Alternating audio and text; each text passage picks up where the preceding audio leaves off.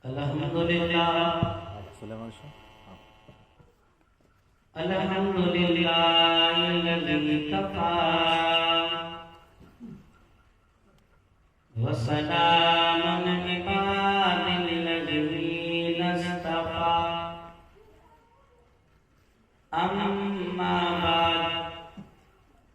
اما بعد فاعوذ باللہ من الشیطان الرجیم بسم اللہ الرحمن الرحیم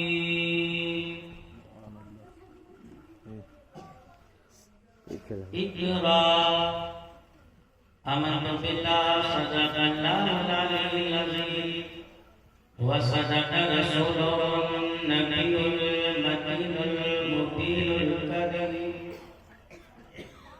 ونحن على ذلك لمن الشاهدين والشاكرين والحمد لله رب العالمين غوث اعظم بمن بشر سما مدد قبلہ دی مدد کعبہ امام مدد قادری امنارے یا غوث اعظم ذنم دمز شیخ احمد رضا قطب عالمی ذنم بگرگاہ بلا اتار کشی مدد کن یا مویلتی چشتی آئیے ایک مرتبہ آقا انعامدار مدنی تاجدار دونوں عالم کے مالک مختار لائب پروردگار احمد مصطفیٰ محمد مصطفیٰ صلی اللہ علیہ وسلم کے بارے میں بے کس کا نام ہے جھوم جھوم کر درود پاک کا گرانا پیش کریں بڑی بابا بلند اللہ صلی اللہ سیدنا شفیعنا مولانا محمد بارک وسلم صلاۃ و سلام علیک یا رسول اللہ صلی اللہ علیہ وسلم. ایسا ہوتا ہے محفل جب شروع ہوتی ہے تو زیادہ لوگ ہوتے ہیں ٹائم بڑھتا رہتا ہے اور لوگ نکلتے ہیں تو یہ قانون ہے. آپ نے دیکھا ہوگا جب کھیت ہو یا کوئی پیڑ ہو تو اس پہ پہلے پھول آتا ہے نہیں آتا اس کے بعد پھر اس پہ چھوٹا چھوٹا پھل آتا ہے. آم لے لو, آم کا پیڑ دیکھا ہے پہلے اس میں پھول آتا ہے پھر چھوٹے چھوٹے آم آتے ہیں پھر وہ بڑے ہوتے ہیں اس کے بعد وہ پورے ہوتے ہیں اس کے بعد کہیں وہ پکتے ہیں ہے نا تبھی تو مارکیٹ میں آتے ہیں تب ان آموں کا دام آتا ہے. جب پھول ہوتا ہے نا پہلے پھول بہت آتا ہے پیڑ میں اس کے بعد تھوڑی سی ہوا چلتی ہے نا تو آدھا رہ جاتا ہے آدھا گر جاتا ہے جو گر گیا نا تو بیکار ہے. اس کے بعد وہ چھوٹے چھوٹے آم بنتے ہیں پھر آندھی آتی ہے وہ چھوٹے چھوٹے آم بھی گر جاتے ہیں آدھے گر جاتے ہیں آدھے رہ جاتے ہیں وہ جو گر گئے تو بیکار ہے. اس کے بعد پھر اور تھوڑے بڑے ہوتے ہیں ہوا تیز آتی ہے نا تو وہ آم گرتے ہیں لیکن کام میں آتے ہیں لیکن مکمل ان کے دام نہیں ہوتے. آخر میں جو آندھی ہوا طوفان بارش سب کا مقابلہ کرنے کے بعد جو ڈٹا رہتا ہے نا وہ بنتا ہے پکا آم اور اسی کا ہوتا ہے پھر مارکیٹ میں دام. اب تم وہ پکے والے آم رہ گئے جس کا دام ہونا ہے مارکیٹ میں. بس اب دام اور کس مارکیٹ میں ہم لوگ بکیں گے؟ یہ تو بازار مصطفیٰ میں ہمارا دام ہے. نبی کی بازار میں ہم بک جائیں گے اور جس کو میرے آقا نے خرید لیا پھر اسے کوئی ٹچ کرنے والا نہیں. چند لمحات میں آپ کے سامنے حاضر ہوا ہوں اس کے بعد پھر آپ کو جاندار شاندار کتاب سماعت فرمانا ہے. آئیے نعت نبی صلی اللہ علیہ وسلم کے چند اشعار آپ لوگ کی سماعتوں کے حوالے کریں. ایک مرتبہ مسکرا کے بولیں سبحان اللہ. آپ لوگ بھی میرے ساتھ پڑھیں گے کیا؟ پڑھیں گے کہ نہیں پڑھیں گے؟ یا آپ بالکل ایسے بیٹھے کوئی مطلب ہی نہیں ہے؟ اب تو بس ایک ہی دھن ہے. ارے کلاس کوئی کو تو بھائی کہاں ہے؟ کو تو بڑا کی. اب تو بس ایک ہی دھن ہے کہ مدینہ دیکھو. اب تو بس ایک ہی دھن ہے کہ مدینہ دیکھو. اب تو بس ایک ہی دھن ہے. کس کو دھونا مدینہ جانے؟ آپ لوگ کو دھونا ہے. گردن ہلا رہے ہیں لیکن زبان نہیں لا رہے. اب تو بس ایک ہی دھن ہے کہ مدینہ دیکھو. اب تو بس ایک ہی دھن ہے. آخری عمر میں کیا غم نہ کہ دنیا دیکھو. آخری عمر میں کیا غم نہ کہ دنیا دیکھو. اب تو بس ایک ہی دھن ہے کہ مدینہ دیکھو. اب تو بس ایک ہی دھن ہے. آج دنیا خاموش بیٹھی ہوئی ہے، پتہ ہی نہیں چل رہا کہ ہو کیا رہا ہے. مسلمانوں نبی کے غلام ہو، نبی کی محفل میں آئے بیٹھے ہو، نبی کا کلمہ پڑھنے والے ہو، نبی کو چاہنے والے ہو، نبی کا نعرہ لگانے والے ہو، نبی کے گیت گانے والے ہو، نبی کے سہارے جنت جانے والے ہو، نبی کے وسیلے سے جنت پانے والے ہو. یاد رکھو نبی کے غلام ہو. نبی کی محفل میں بیٹھ کر خاموش نہ بیٹھایا کرو. تم نبی کی محفل میں آ کر خاموش نہ بیٹھا کرو. زبان ہلاتے رہا کرو، ہاتھ اٹھاتے رہا کرو، کچھ نہ کچھ بولتے رہا کرو. یہ میرے آقا کی محفل ہے، میرے نبی کی محفل ہے. اللہ نے قرآن میں ارشاد فرمایا اقرا پڑھو. اللہ نے پڑھنے کو کہا، قوم لڑنا شروع کر دیتی ہے. اللہ نے کہا پڑھو، قوم کہہ رہی ہے لڑو. اللہ فرماتا ہے پڑھو، نیتا کہہ رہے ہیں لڑو. اللہ فرماتا ہے پڑھو، پیسے والے کہتے ہیں لڑو. اللہ فرماتا ہے پڑھو، دنیا کہتی ہے لڑو. ہمیں دنیا کی بات پہ نہیں جانا، اللہ کے کلام پہ جانا ہے. اللہ نے فرمایا پڑھو. آج تم دیکھتے نہیں ہو، نہ جانے لمکا کے لوگ کس مدوشی میں پڑے ہوئے ہیں، بستروں پہ پڑے ہوئے ہیں. ان کو پتہ ہی نہیں چل رہا ہے دنیا میں کون سی شادی چل رہی ہے، دنیا میں کیا پروگرام چل رہا ہے، دنیا کیا سوچ رہی ہے، لوگ کس راستے پہ جا رہے ہیں، اسلام کے لوگ کیسے پیچھے پڑے ہوئے ہیں، اسلام کو لوگ کس طریقے سے ختم کرنا چاہتے ہیں، لوگ اسلام کے خلاف کیسی کیسی آوازیں اٹھا رہے ہیں. لمکا والوں کو پتہ ہی نہیں ہے، بس اتنا ان کو اتنا ہی پتہ ہے کہ بس کما لینا ہے، پیٹ بھر کے کھا لینا ہے، اونچی بلڈنگ بنا لینا ہے. یہ بلڈنگیں رکھی رہ جائیں گی، یہ دولت رکھی رہ جائے گی، یہ پیسہ رکھا رہ جائے گا. یاد رکھ جب کوئی ہوا چلتی ہے تو یاد رکھ چھوٹے چھوٹے درختوں کو کھاڑ کے لے جاتی ہے. اب تیرا نام مسلمان ہے، اگرچہ کام مسلمان کے نہ صحیح، لیکن یاد رکھ لے اگر تو سلامتی چاہتا ہے، اگر تو سکون چاہتا ہے، اگر تو سلامتی اور سکون چاہتا ہے تو پھر میرے نبی کا قرآن لایا ہوا پڑھنا شروع کر دے، قرآن پہ عمل کرنا شروع کر دے، محفلوں میں آنا شروع کر دے، اپنے گھروں میں نبی کے گیت پڑھوانا شروع کر دے. قسم خدا کی اب وہ حالات پیدا ہو گئے ہیں، دنیا میں صرف وہی لوگ بچیں گے جو نبی کے سچے غلام ہوں گے. نعرہ تکبیر، نعرہ رسالت، پیر کا دامن، دوست کا دامن، عشق محبت، عشق محبت. سمجھ میں آ رہی ہے؟ بستی بستی کریا کریا. یہ بتاؤ سمجھ میں آ رہی ہے؟ آ رہی کہ نہیں آ رہی؟ ایسا یہ کو کم کر دو بھائی. समझ में आना चाहिए। कर दे, पढ़ दी।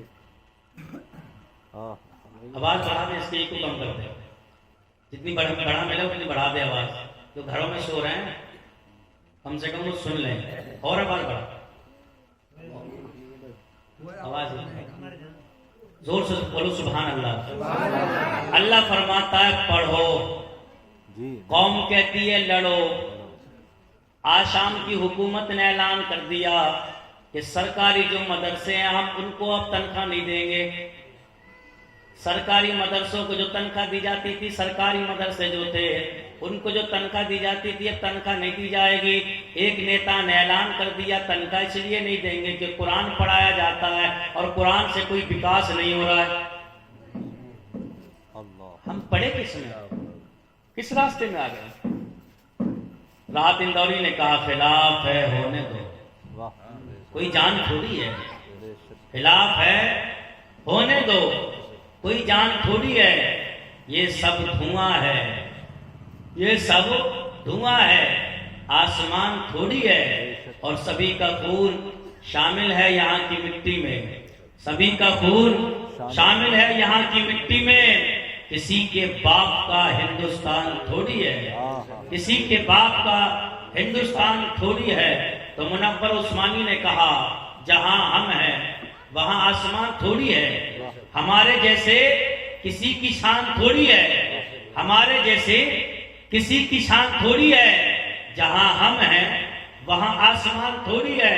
तो हाशिम कुद्दूसी मुरादाबादी ने कहा नबी की जैसे किसी की शान थोड़ी है, नबी की जैसे किसी की शान थोड़ी है।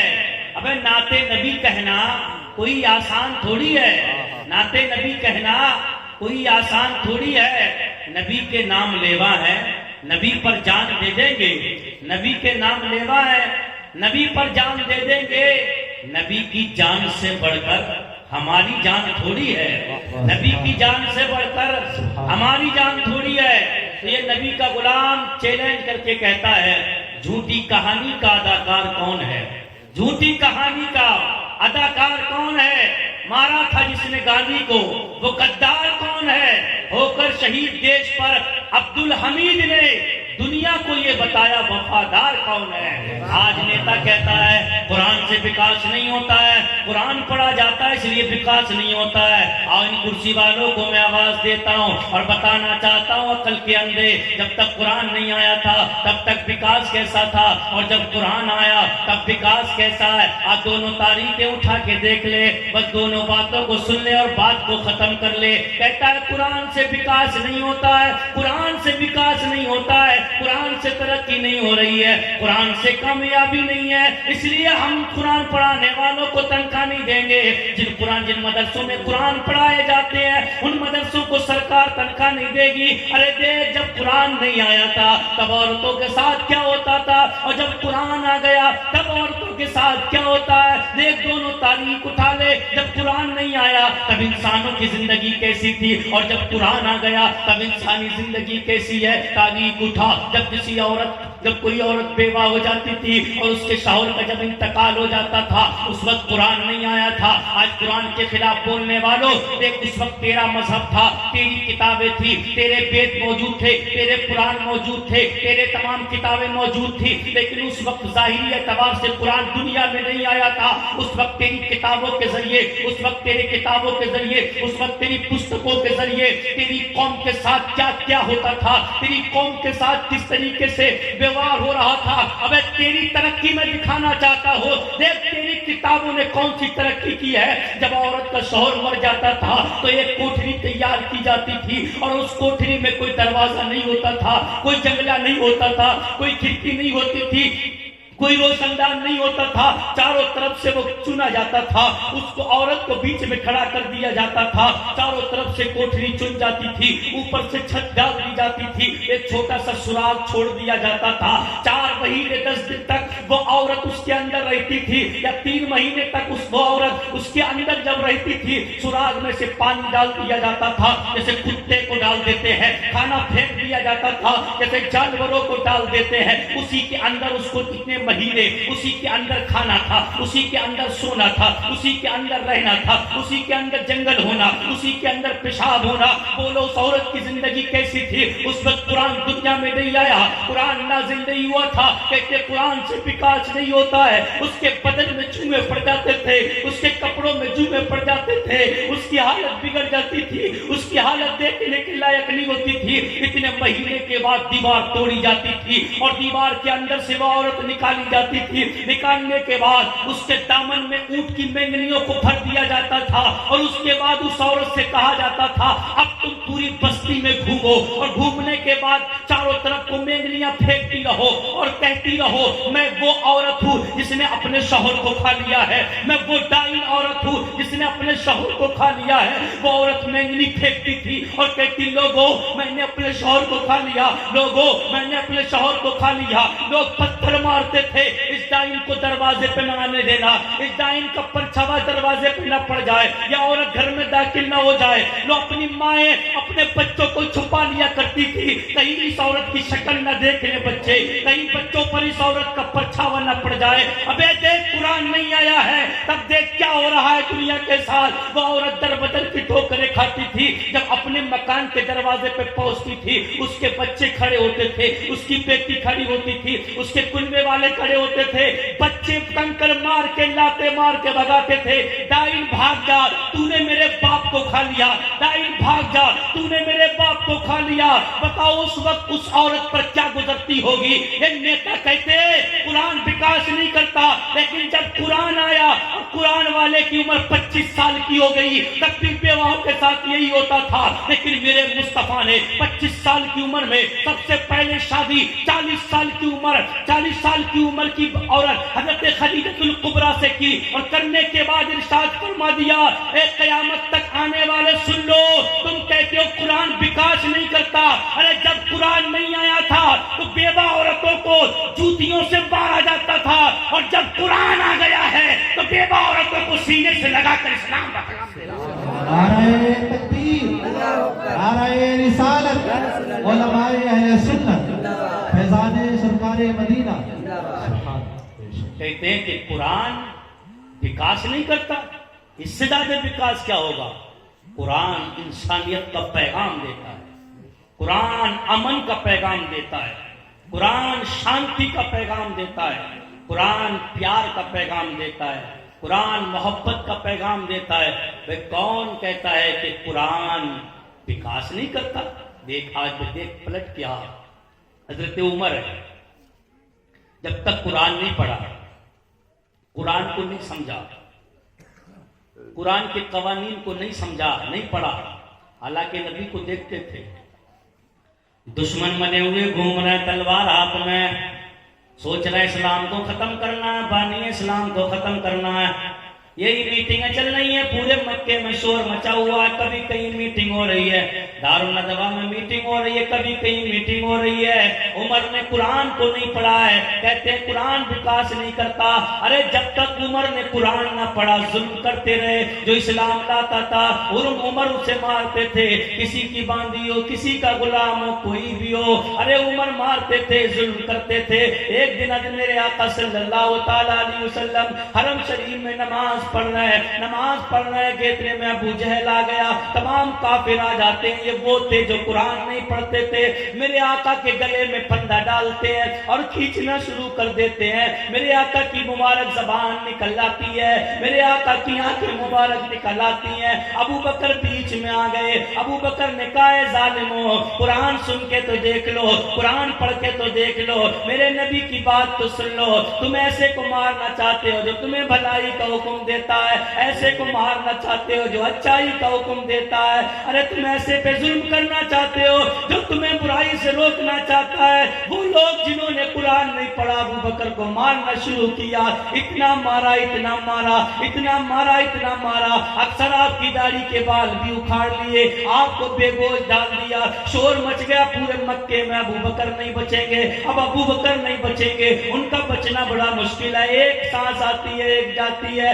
ابو بکر کے قبیلے والے ابو بکر کو اٹھا کے گھر لے جاتے ہیں. لے جانے کے بعد لوگ پورے قبیلہ رونے لگتا ہے, تلواریں باہر نکال لیتے ہیں اور کہتے ہیں اب اس سے بدلہ لیا جائے گا. اگر ابو بکر کی جان چلی گئی تو جان کے بدلے میں جان لی جائے گی, قصاص لیا جائے گا. حضرت ابو بکر کی ایک سانس آتی ہے ایک جاتی ہے. بہت عرصہ ہو گیا, تمام لوگ علاج کرتے رہے, تمام لوگ کھڑے ہیں. حضرت ابو بکر کی آنکھ کھلتی ہے. آنکھ کھلنے کے بعد سب سے پہلے چاروں طرف دیکھتے ہیں. بے ہوشی سے جب ہوش میں آتے ہیں, چاروں طرف دیکھنے کے بعد کہتے ہیں, ماں قریب آتی ہے, کہتی ہے میرے لال اب طبیعت کیسی ہے, میرے لال اب طبیعت کیسی ہے, میرے لال کہاں تکلیف ہوتی ہے. ابو بکر کہتے ہیں اماں یہ نہ پوچھ کہاں تکلیف ہوتی ہے, صرف اتنا بتا دے میرا مدینے والا آقا کیسا ہے, اتنا بتا دے میرا نبی کیسا ہے, اتنا بتا دے میرے آقا کیسے ہیں. قبیلے والے جو تلوار لیے کھڑے ہوئے تھے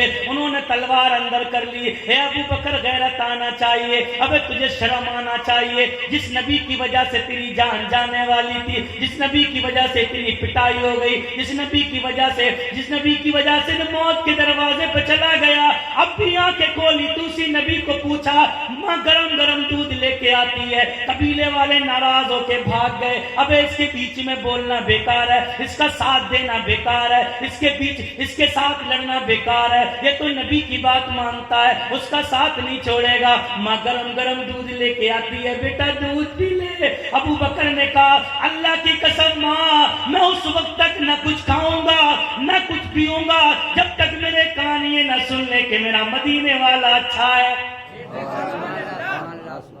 ایک محبت اس کو کہتے ہیں. آج ہم ڈرامے بازی کر رہے ہیں کالی, نعرہ لگا دیا ہاتھ اٹھا لیا بس محبت کرنا ہے. ماں نے کہا ماں مائی ہوتی ہے. ماں نے کہا میرے لال مجھے تو پتا بھی نہیں ہے تیرا نبی کہاں ہے. ابھی کلمہ نہیں پڑھا, ابھی مسلمان نہیں ہوئی. کہا بیٹا مجھے تو پتا بھی نہیں ہے تیرا نبی کہاں ملے گا. کہا عمر کی بہن کے قریب چلی جا, انہیں پتا ہوگا کہ میرا نبی کیسا اور کہاں ہے. ابو بکر کی ماں تو اپنے بیٹے کی تمام خواہشیں پوری کر دیتی ہے چاہے بیٹا کیسا بھی ہو. ہے کہ نہیں ہے؟ آج بیٹا ہے ماں باپ کو سمجھتا نہیں, ان کی خواہشیں پوری نہیں کرتا, ان کے ارمان پورے نہیں کرتا, لیکن ماں جو ہے وہ بیٹے سے پھر بھی محبت کرتی ہے.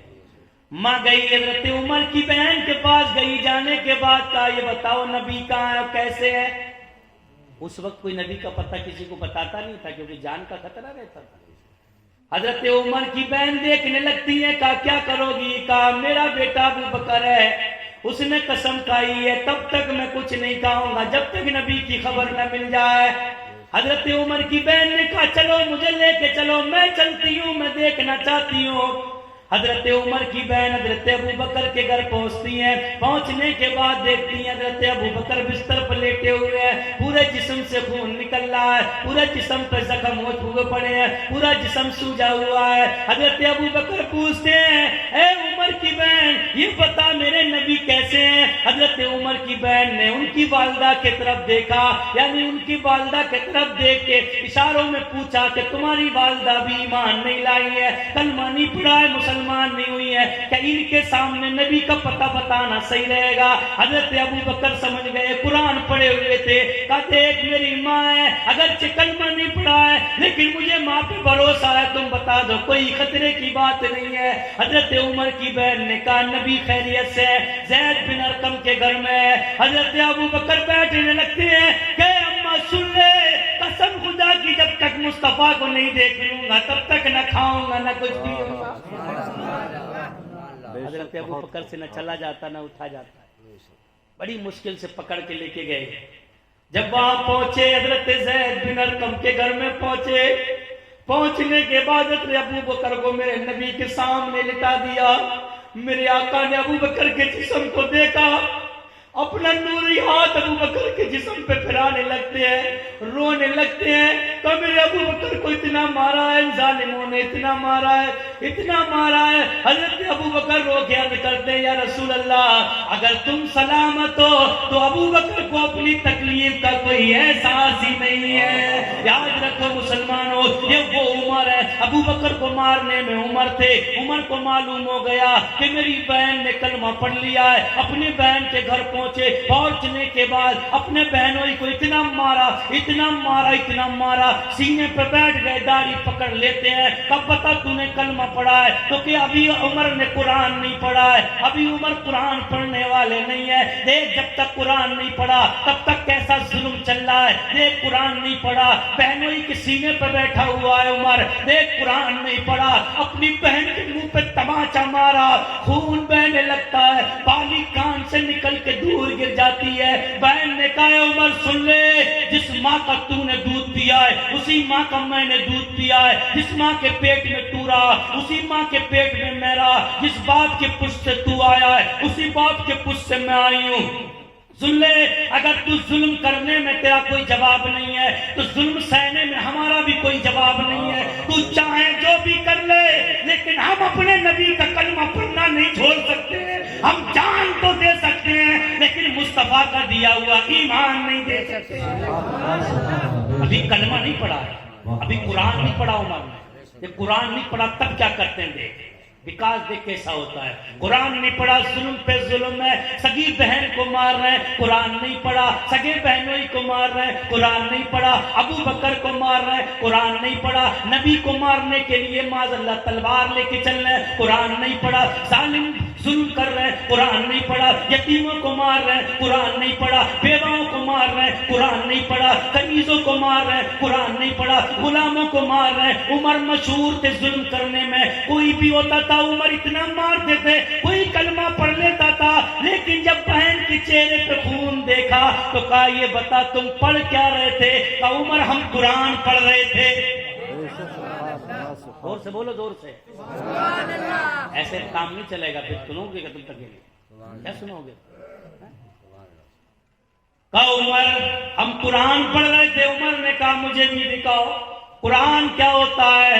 کہ قرآن وہ کتاب ہے جو اللہ نے اپنے نبی پہ نازل فرمائی ہے. عمر نے کہا لاؤ ہم بھی پڑھیں. بہن نے کہا عمر تو ناپاک ہے اور قرآن پاک ہے. ناپاک پاک کو نہیں چھو سکتا. جب پہلے غسل کر کے آ. عمر غسل کرنے گئے وضو بنا کے آتے ہیں. کہا وہ سنا دے. جب پڑھنا شروع کیا عمر کی آنکھوں سے آنسو بہنے لگتے ہیں. عمر کہتے ہیں اللہ کی قسم ارے میں بھی بڑا عربی دا ہوں. میں نے بڑے بڑے اچھے شاعروں کے کلام سنے ہیں. میں نے ادیب و قافیہ بھی بڑی اچھی طریقے سے جانتا ہوں. لیکن اس سے بہتر اس سے اچھا قرآن اس سے بہتر کلام میں نے نہ آج تک سنا. میرے کانوں نے آج تک سنا.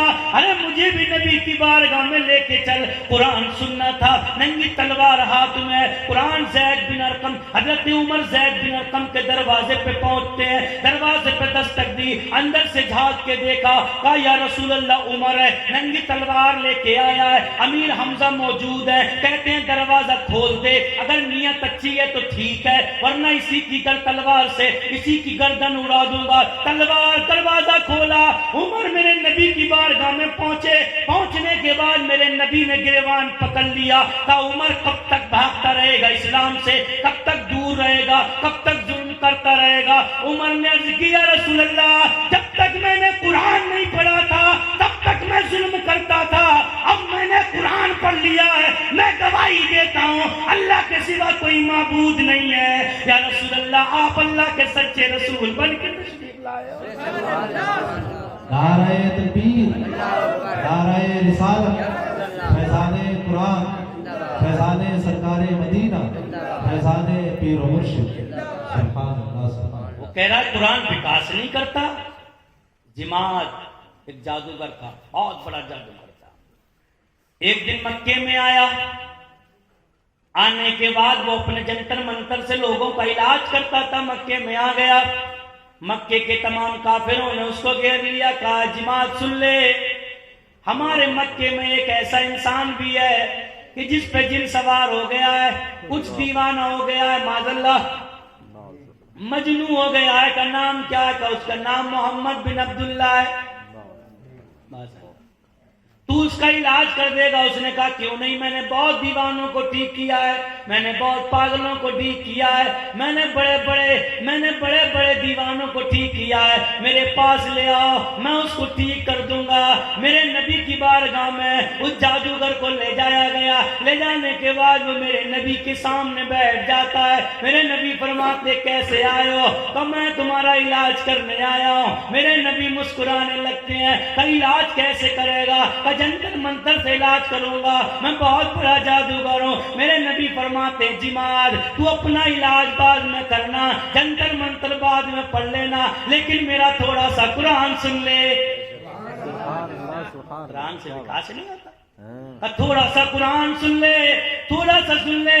جماعت نے کہا پڑھنا شروع کر دو، میں سن رہا ہوں، اس کے بعد میں تمہارا علاج کر دوں گا، تم ٹھیک ہو جاؤ گے، کوئی دقت نہیں رہے گی، کوئی پریشانی نہیں رہے گی۔ مدینے والا آقا مسکرا رہا تھا، اللہ کا پیارا بھی مسکرا رہا تھا۔ میرے نبی نے پڑھنا شروع کیا، نحمدہ ونستعینہ ونستغفرہ ونؤمن بہ ونتوکل علیہ۔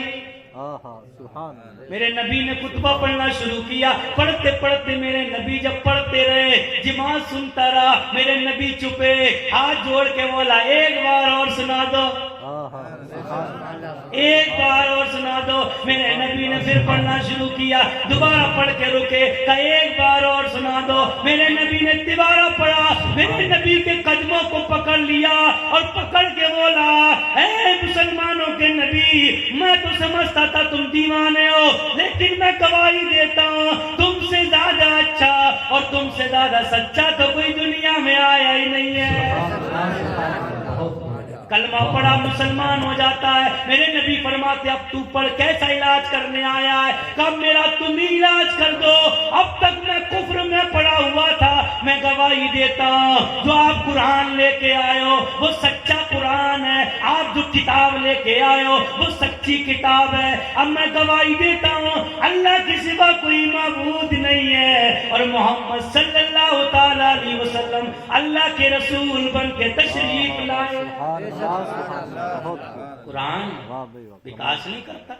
دیکھ یہ تو وہ ہے جو ظلم ہو رہا ہے، اور وہی عمر ہے۔ قرآن پڑھ لیا، قرآن جب پڑھ لیا نا تو اب عمر کا تقاضا کیا، دیکھ لیا اب عمر کیا کرتے ہیں۔ حضرت عمر جب تک قرآن نہیں پڑھا تو ظلم کرتے تھے، قرآن نہیں پڑھا تو ستاتے تھے، قرآن نہیں پڑھا تو مارتے تھے، قرآن نہیں پڑھا تو بھوکا پیاسا رکھتے تھے، قرآن نہیں پڑھا تو ترس نہیں کھاتے تھے، قرآن نہیں پڑھا تو ابو بکر کو بھی مارا، قرآن نہیں پڑھا تلوار لے کے نبی کو شہید کرنے نکلے، قرآن نہیں پڑھا تو تمام غریبوں پہ ظلم کرتے رہے۔ اور جب قرآن پڑھ لیا تو مدینے کی سرزمین تھی، چہرے پہ نقاب پڑا ہوا تھا، ایک نقاب پوش نکلتا ہے، نکلنے کے بعد مدینے کی گلیوں میں گھوم رہا ہے۔ جب تک قرآن نہیں پڑھا تب تک ظلم ہو رہا تھا، جب تک قرآن نہیں پڑھا تب تک ستایا جا رہا تھا، جب تک قرآن نہیں پڑھا تب تک مارا جا رہا تھا، جب تک قرآن نہیں پڑھا تب تک بھوکا پیاسا رکھا جا رہا تھا۔ لیکن جب قرآن پڑھنے لگے تو مدینے کی سرزمین ہے، ایک نقاب پوش اپنے غلام کو لے کر گلی گلی گھوم رہا ہے۔ گھومنے کا مقصد کیا ہے؟ کہیں کوئی پریشان تو نہیں ہے، کہیں کوئی اداس تو نہیں ہے، کہیں کوئی بے چین تو نہیں ہے، کہیں کوئی غریب تو نہیں پڑا ہے، کہیں کوئی بھوکا تو نہیں ہے۔ قریب نقاب پوش ایک دروازے کے قریب پہنچا تو دیکھا وہاں بچوں کے رونے کی آواز آ رہی تھی۔ نقاب پوش دروازے سے کان لگا کے سننے لگتا ہے، اندر سے بچے رو رہے تھے۔ ایک عورت ان کو تسلی دے رہی تھی اور کہہ رہی تھی میرے بچوں سو جاؤ، میرے بچوں سو جاؤ، تم جب کھانے کا انتظام ہو جائے گا تب جگہ لیا جائے گا۔ نقاب پوش نے دروازے پر دستک دی، اندر سے آواز آئی کون ہے؟ عورت نے آواز دی کون ہے؟ کہا میں ہوں، میں تمہاری رکھوالی کے لیے آیا ہوں، میں نے دیکھا تمہارے بچے رو رہے تھے۔ دروازہ کھل جاتا ہے، نقاب پوش اندر جاتا ہے، جانے کے بعد دیکھو بچے سسکیاں لے لے کر رو رہے ہیں۔ عورت کے چولہے میں آگ جل رہی تھی، عورت سے پوچھا اے میری بہن معاملہ کیا ہے؟ اس عورت نے کہا تمہیں کیا مطلب ہے، تم جاؤ، جا کر سو جاؤ، مدینے میں دنیا سکون سے سو رہی ہے، تم کیوں بے چین نقاب چہرے پہ ڈال کے گھوم رہے ہو؟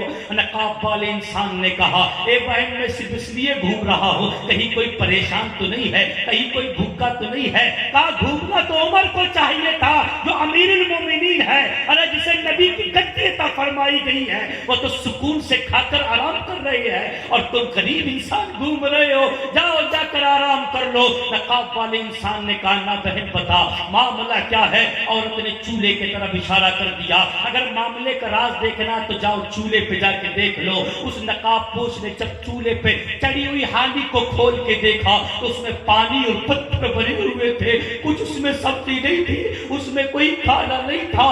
جب اس کو ڈھکن کھول کے دیکھا تو نقاب پوش اپنا کلیجہ پکڑ کے بیٹھ جاتا ہے. کہا اے خاتون یہ کیا ہے؟ کہا میرے بچوں نے 3 دن سے کچھ نہیں کھایا ہے, میرے گھر میں بھی کچھ نہیں ہے, لیکن خاندانی غیرت کسی کے سامنے ہاتھ پھیلانے کی اجازت نہیں دیتی, کسی سے بھیک بھی نہیں مانگ سکتی. اپنے بچوں کو تسلی دلا دلا کر سلا دیتی ہوں, اپنے بچوں کو میں جھوٹی تسلی دے کے سلا دیتی ہوں. بچے جب بھوک سے بے چین ہوتے ہیں اور میرے بچوں کو اب تو نیند بھی نہیں آتی, لمحے لمحے کے بعد اٹھ کے کھانا مانگتے ہیں, لیکن میں بار بار سلا دیتی ہوں, بار بار سلا دیتی ہوں. نقاب پوش نے کہا بہن یہ بتا پھر تو کسی سے طلب کیوں نہیں کر لیتی؟ اس نے کہا کسی سے سوال نہیں کرنا ہے, کل میدان محشر میں جب پہنچوں گی تو مصطفیٰ کا دامن پکڑ کے کہوں گی یا رسول اللہ یہ تمہارا جو عمر ہے نا اس سکون سے رات میں کھا کر سو جاتا تھا اور میرے بچے 3 دن بھوکے پیاسے رہے,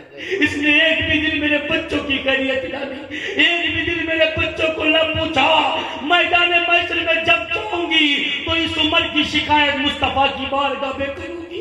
نقاب پوش چسکیاں لے کے رونے لگتا ہے, دوڑنے لگتا ہے, دوڑتے دوڑتے گودام میں آتا ہے اور آٹے کی ایک بوری اٹھائی کاندھے پہ رکھ کے پھر دوڑنے لگتا ہے. غلام نے کہا آقا اجازت ہو تو میں اٹھا لوں, میں لے کے چلتا ہوں. نقاب کے اندر سے آواز آئی آج تو میرا بوجھ اٹھا لے گا, کل مدینے والے آقا کے سامنے جب شکایت ہوگی تب میرا بوجھ اٹھانے والا کون ہوگا, جب مجھے سہارا دینے والا کون ہوگا. وہ نقاب پوش آٹے کی بوری لے کر اس غریب عورت کے گھر جاتا ہے. جانے کے بعد آٹا نکالتا ہے, نکالنے کے بعد اپنے ہاتھ سے گوندتا ہے, اپنے ہاتھ سے روٹیاں بناتا ہے, بنانے کے بعد روٹیاں بچوں کو اپنے ہاتھ سے کھلاتا ہے. بچے خوش ہو جاتے ہیں, جب بچے کھانے لگتے ہیں بچے مسکرانے لگتے ہیں, بچے مسکراتے جاتے ہیں. جب نقاب پوش نے دیکھ لیا بچے مسکرانے لگے تو اس عورت نے کہا اے میرے بھائی تو یہ بتا یہ تو ہے کون, تو نقاب کی حالت میں آیا ہے, یہ تو بتا دے تو کون ہے. اس نقاب والے نے کہا یہ مت پوچھ میں کون ہوں, اگر تم مجھے کچھ دینا چاہتی ہے تو میں دامن پھیلا کے مانگتا ہوں, صرف اتنا کہہ دے عمر کی شکایت نبی کے سامنے مت کر دے گا, عمر کی شکایت نبی کے سامنے نہ کر دینا. کہا بھائی اگر تو نے ہمارا بہت ساتھ دیا ہے, اپنے ہاتھ سے کھانا بنایا, اپنے ہاتھ سے بچوں کو کھلایا, تو نے میرے بچوں کی بھوک مٹا دی ہے, جا میں نے وعدہ کر لیا عمر کی شکایت نبی کے سامنے نہیں کروں گی, لیکن اتنی دعا ضرور کروں گی مولا عمر کو ہٹا دے اور اس کو خلیفہ بنا دے. اتنا کہنا تھا, نقاب ہٹایا اور کہا ہے بہن اللہ نے تیری دعا قبول کر لی ہے, میں ہی عمر بن خطاب ہوں. وہ عمر جو مکے میں ظلم کرتا تھا, وہ عمر جو غریبوں کو ستاتا, وہ عمر جو بیواؤں کو ستاتا, وہ عمر جو غلاموں پر ظلم کرتا تھا. ارے جب قرآن نہیں پڑھا تو عمر ظلم کر رہا تھا, اور جب قرآن پڑھ لیا ہے تو اپنے ہاتھوں سے کھانا بنا بنا کر عمر غریبوں کو کھلانا شروع کر دیا. نعرہ تکبیر, نعرہ رسالت, علماء اہل سنت, فیضان سرکار مدینہ, فیضان صحابہ اکرام. کہتے قرآن وکاس نہیں کرتا. ارے وکاس نہیں تو اور کیا ہے. ابھی کچھ دن پہلے دیکھا آپ نے ایک میٹر چلا 3 طلاق کا, تو میں آواز نہیں آئی تھی کیا؟ اس کا تو میڈیا کا دور ہے, کہیں بیٹھے کچھ بھی دیکھ لو. 3 طلاق کا کچھ عورتیں نقاب والی خرید لی, اور عورتیں بھی ایسی خریدی جنہیں نقاب پہننے کا تمیز ہی نہیں تھا. نقاب کیا مطلب, ان کو وہ نقاب کیسے پہنا جاتا ہے, انہیں تو بیچاریوں کو پہنایا گیا تھا نقاب. جو دن بھر ننگی گھومنے والی عورتیں تھیں ان کو نقاب پہنایا گیا خرید کے نوٹوں میں, اور وہ کھا گئی میڈیا کے سامنے اعلان کرنے لگی ہم کو انصاف چاہیے, ہم کو انصاف چاہیے. اسلام نے ہمارے ساتھ انصاف نہیں کیا. کیا نہیں کیا؟ کہ اسلام نے ہمیں انصاف نہیں دیا. 3 طلاق کے مسائل کو ختم کرنا چاہیے.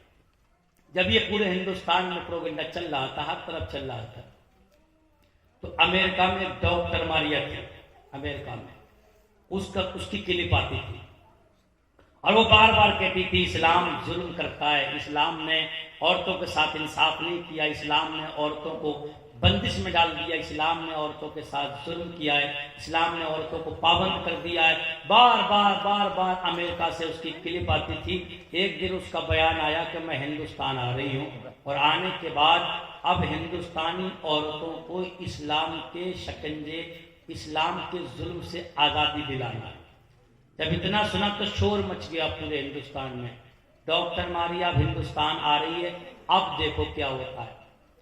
جب وہ امریکہ سے چلتی ہے تو کوئی نبی کا غلام قرآن پڑھنے والا سامنے آتا ہے۔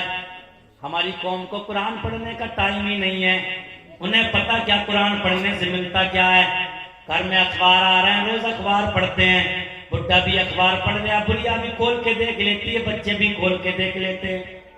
اخبار میں پڑھے ہوئے ہیں، قرآن کو کپڑوں میں سی کے تاک میں رکھ دیا ہے، دھول چڑھی ہوئی ہے، قرآن کھول کے نہیں دیر گئے، روز اخبار آ رہا ہے، روز پڑھ رہے ہیں۔ کاش یہ بڈھا، کاش یہ بڑھیا اپنے بچوں سے کہتی بیٹا اگر پورا پارا نہیں پڑھ سکتے ہو تو صرف ایک رکوع پڑھ لیا کرو، لیکن فجر کی نماز کے بعد کچھ دیر قرآن کھول کے دیکھ لیا کرو۔ اور جو قرآن پڑھنا نہیں جانتے ہیں وہ بھی صرف قرآن کو ہاتھ میں لے کے کچھ دیر بیٹھ جایا کریں، اللہ کی قسم اللہ انہیں بھی قرآن کا نور عطا فرما دے گا۔ بتاؤ فجر کی نماز پڑھتے ہو؟ پڑھتے بھی نہیں پڑھتے ہو؟ جو قرآن شریف پڑھتے ہیں، پڑھے ہوئے ہیں، وہ ایک رکوع پڑھیں، اور جو نہیں پڑھے ہوئے وہ خالی لے کے بیٹھ جائیں، ہاتھ میں چومیں اور ہاتھ میں لے کے بیٹھ جائیں، اور بس اتنا کہے مولا یہ تیرا قرآن ہے، تیرا قرآن سچا ہے، مولا جو کچھ اس میں ہے نا وہ سب سچا ہے، مولا اس کے کرم سے مجھے قرآن کے فیوز و برکات سے مالا مال کرنا، بس اتنا کہو، کامیاب ہو جائے۔ شور مچ گیا، ڈاکٹر ماریا آ رہی ہے۔ اب دیکھو اسلام کا کیا ہوتا ہے، اسلام کے دامن پہ داغ لگے گا، اسلام کی دجیاں بکھر جائیں گی۔ اب دیکھو اب قرآن پڑھنے والوں کا کیا ہوگا، دیکھو حدیث پڑھنے والوں کا کیا ہوگا۔ ڈاکٹر ماریا چلنے لگتی ہے، ایک نبی کا غلام سامنے آتا ہے اور کہتا ہے ڈاکٹر ماریا کہاں جاتی ہو؟ کہا تم نے بیان نہیں سنا ہے، میں ہندوستان جاتی ہوں، اور اسلام نے بڑا ظلم کیا عورتوں کے ساتھ، آج میں انہیں پاک کرنا چاہتی ہوں، آج میں انہیں انصاف دلانا چاہتی ہوں، آج میں انہیں زیادتی سے ان اسلام کے شکنجے سے آزادی دلانا چاہتی ہوں۔ کسی انسان نے کہا لے یہ کتاب پڑھ لے، سیرت مصطفیٰ کتاب، اس عورت کے ڈاکٹر ماریا کے ہاتھ میں دے دی، کہا اس کو پڑھ لینا، اس کے بعد میں کچھ بولنا۔ ڈاکٹر ماریا پڑھنا شروع کرتی ہے، ایک باب پڑھتی ہے چلتی رہتی ہے، دوسرا باب پڑھتی ہے چلتی رہتی ہے، تیسرا باب پڑھتی ہے چلتی رہتی ہے، چوتھا باب پڑھتی ہے چلتی رہتی ہے، پانچواں باب پڑھتی ہے چلتی رہتی ہے۔ جب دہلی ایئرپورٹ پہ آئی، ایئرپورٹ کو چاروں طرف میڈیا گھیری ہوئی ہے، تمام لوگ چاروں طرف سے گھیرے ہوئے ہیں، ڈاکٹر ماریا امریکہ سے آ رہی ہے، اب دیکھو کیا بیان دے گی، اب دیکھو کیسے گل کھلائے گی، اب دیکھو اسلام کا کیا ہوگا، اب دیکھو قرآن کا کیا ہوگا۔ لیکن ڈاکٹر ماریا جیسی ایئرپورٹ سے نکلتی ہے، میڈیا والے گھیر لیتے ہیں، کہتے ہیں ڈاکٹر ماریا بتاؤ اب کیا ہونے والا۔ ڈاکٹر ماریا نے کہا لوگوں سن لو، تم گواہ رہنا، میں بھی مدینے والے کا کلمہ پڑھ کے مسلمان ہوتی ہوں۔